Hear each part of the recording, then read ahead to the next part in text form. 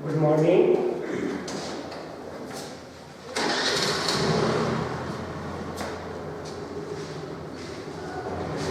हम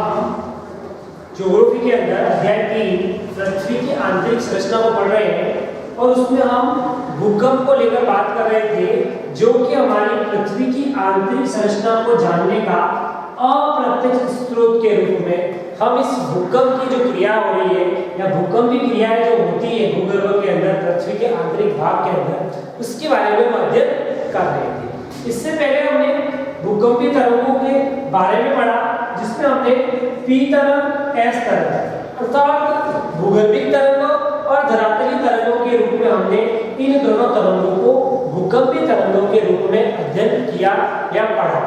आज हम पढ़ेंगे कि ये जो तरंगें होती हैं पी तरंग और एस तरंग, जिन्हें हम भूकंपीय तरंगें कहते हैं, इनका संचरण कैसे होता है। संचरण का मतलब होता है फैलाव। यह किस प्रकार से पृथ्वी के आंतरिक भाग में संचरित होती है, अर्थात यह अपना कार्य करती है और किस प्रकार फैलती है। तो सीधी सी बात हमें दोनों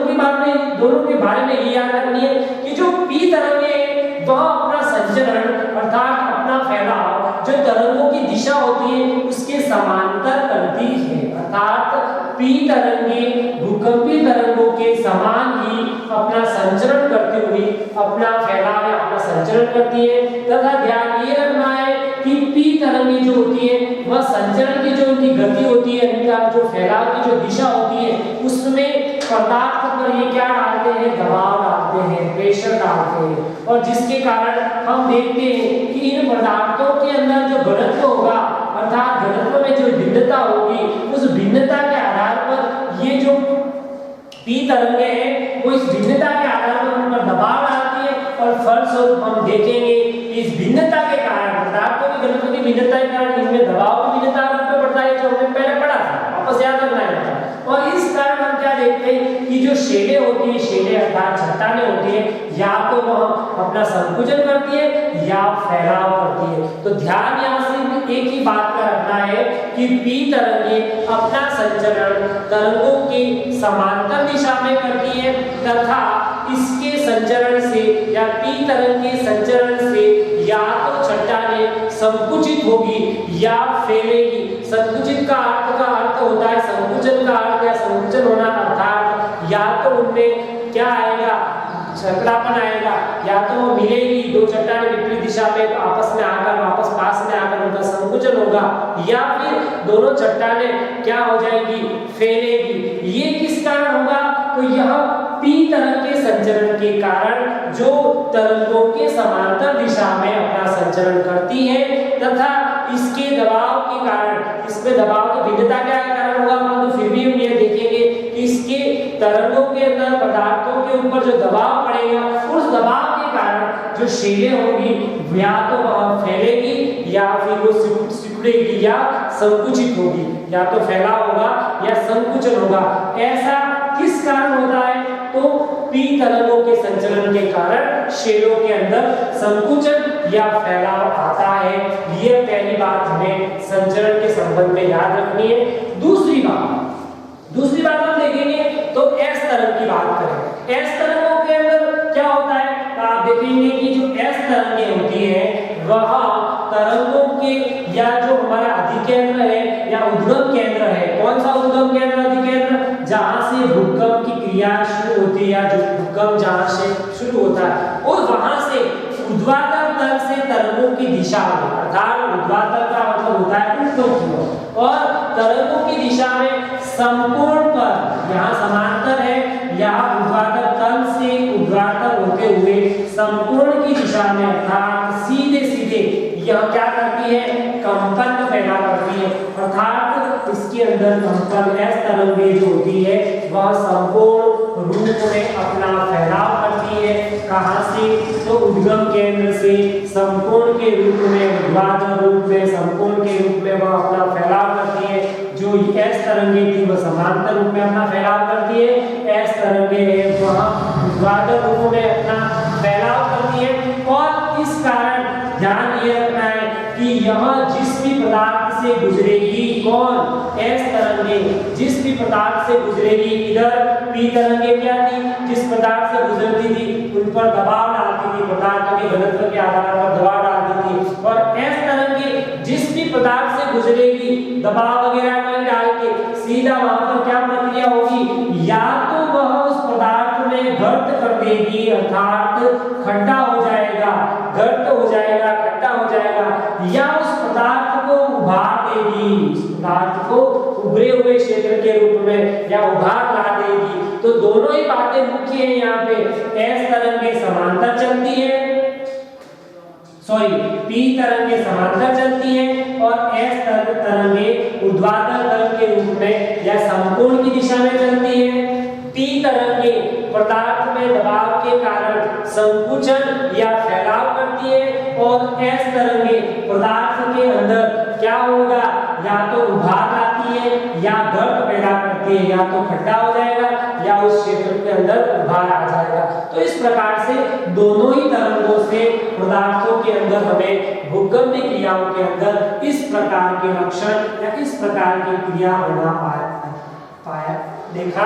जा सकता है कि पी तरंगों से इस प्रकार का कार्य होगा और एस तरंगों से इस प्रकार का कार्य होगा। तो ये तो हमारा हो गया भूकंपीय तरंगों का संचरण, जिसमें भूकंपीय तरंगों में पी तरंग और एस तरंग, जिसे भूगर्भिक तरंग और धरातलीय तरंग के रूप में हम जानते हैं। अब बात आती है दूसरी, हमारा बिंदु या दूसरा जो पॉइंट है वह क्या है, एक पॉइंट या आपको मैंने परिभाषा लिखवाई है, इसमें मैंने आपको बताया कि भूकंपीय छाया क्षेत्र, दूसरा बिंदु भूकंपीय छाया क्षेत्र किसे कहते हैं, तो आपने देखा होगा जो हमारा भूकंप मापी यंत्र है जिसको बोलते हैं सिस्मोग्राफ यंत्र, और ग्राफ यंत्र सिस्मोग्राफ यंत्र जो भूकंप को अभिलेखित करता है, अर्थात उसे अपने पैमाने के ऊपर लिखता है, अभिलेखित करना यानी लिखित रूप में पैमाने उस पे मापन करता है कि कौन सा भूकंप कितना तीव्र या किस गति से पृथ्वी के आंतरिक भाग में अपने प्रभाव पैदा करेगा। यह सारी चीजें सिस्मोग्राफ यंत्र के द्वारा अभिलेखित होती है। परंतु कभी-कभी क्या होता है कि इस सिस्मोग्राफ यंत्र द्वारा ऐसा क्षेत्र जहां पर कोई भी भूकंपीय तरंगें प्रदर्शित नहीं होती, अर्थात न तो वहां एस तरंग न वहां पी तरंग, कुछ ऐसे क्षेत्र भूगर्भ के अंदर जहां न तो पी तरंग ना एस तरंग किसी भी प्रकार की भूकंपीय तरंगें अभिलेखित नहीं हो रही है, उस क्षेत्र को भूकंपीय छाया क्षेत्र कहते हैं। एक तो ये ध्यान रखें कि वह भूगर्भ के अंदर या पृथ्वी के आंतरिक भाग का वह भाग जहां किसी भी प्रकार की तरंगों का अभिलेखन नहीं होता है उसे भूकंपीय छाया क्षेत्र, भूकंपीय छाया क्षेत्र कहते हैं। अब इसमें आपको मैंने चित्र द्वारा समझाया है कि हम ये इसको पृथ्वी मान लें और पृथ्वी को हम एक वृत्त मानते हुए इसको हम 360 डिग्री के कोण में विभक्त कर ले। अब हम देखते हैं कि इसमें जो 105 डिग्री तक का जो क्षेत्र है और 145 डिग्री 105 से 145 डिग्री अधिक केंद्र से 105 डिग्री और 145 डिग्री के मध्य का जो क्षेत्र है वहां पर ध्यान दें, वहां पर पी तरंगों का संचरण या पी तरंगें अभिलेखित नहीं होती है। तो पी तरंगों का छाया क्षेत्र क्या माना गया है, पृथ्वी को 360 डिग्री के कोण के अंदर विभक्त करते हुए हम देखते हैं कि अधिक केंद्र से 105 डिग्री से लगाकर 145 डिग्री के मध्य दोनों तरफ इधर भी और उधर भी के मध्य का क्षेत्र पी तरंग का छाया क्षेत्र कहलाता है। और उसी तरह फिर वापस पृथ्वी के दूसरे रूप में फिर देखें, पृथ्वी को फिर 360 डिग्री के कोण में बांटे और फिर भी हम देखें कि यहाँ पर भी वही क्षेत्र जो अधिक केंद्र से 105 डिग्री से लगाकर 145 डिग्री के मध्य का जो अधिक केंद्र है वहां पर न तो पी तरंगे और न ही एस तरंगे, दोनों ही तरंगे अभिलेखित नहीं होती है। तो इस क्षेत्र को क्या कहा गया है, छाया क्षेत्र या भूकंपीय छाया क्षेत्र कहते हैं। ये बात ध्यान में रखनी है, परंतु साथ में ध्यान में क्या रखनी है कि जो पी क्षेत्र का जो अधिकेंद्र है वो क्या है 105 डिग्री से लगाकर 145 डिग्री के मध्य या इसके बीच की दूरी, परंतु दोनों ही तरंगों में अभिलेखित जो केंद्र होते हैं इसके और इसके दोनों ही अलग अलग होते हैं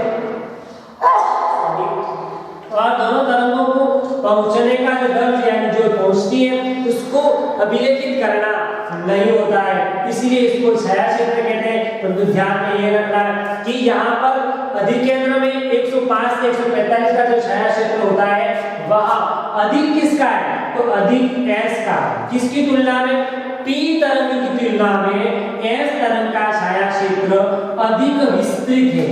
और दूसरी बात कि P तरंग का छाया क्षेत्र भूगर्भ के अंदर एक पट्टी के रूप में, एक समान रूप में देखने को मिलता है, जबकि हम S तरंग का छाया क्षेत्र एक विस्तृत भाग में, एक बहुत बड़े भाग के रूप में देखते हैं। अतः यहाँ पर हम ये कह सकते हैं कि P तरंग के छाया क्षेत्र की तुलना में S तरंग का छाया क्षेत्र